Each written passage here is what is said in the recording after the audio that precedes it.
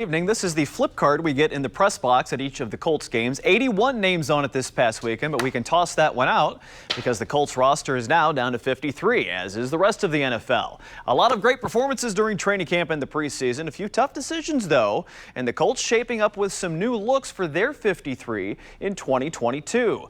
Let's start at the top of the offense. The team will carry 3 quarterbacks on the full roster. Sam Ehlinger earning the second backup spot behind Matt Ryan and Nick Foles. Ehlinger was playing a great majority of the snaps during the 3 preseason games and in fact passed more than 82% completions. No turnovers, ran the ball very well also. So it will certainly give the team a bit of insurance if things go a little haywire ahead of him. Speaking of number 53, the Colts moving Shaquille Leonard off of the physically unable to perform list. That means Shaq could be in the lineup for week 1. Coach Reich said on Sunday it would all depend on getting Leonard first cleared and then making sure he is indeed physically ready to go. A spot on the reserve list would have left the linebacker out for the first 4 games. The Colts will be hanging on to 6 wide receivers. Des Patman and Mike Strawn will both be on the roster.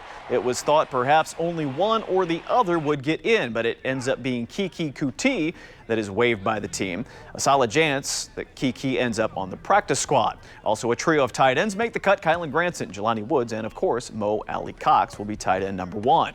The Colts will have 4 undrafted rookie free agents on their roster. That is a high number for any season. Many teams will move forward with none of those. 3 come on the defensive side. Safety Trevor Denbo, linebacker JoJo Doman, and cornerback Dallas Flowers, who came from Division II Pittsburgh State.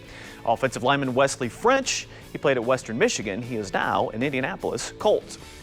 The work is not done yet. The team has 14 spots on the practice squad to fill. Many of the preseason's top performers will likely end up on that list, the likes of Philip Lindsay, Sterling Weatherford. We mentioned Coutee as well. That final list will be announced tomorrow, and the 53-man group will also have its first practice as they work toward week 1.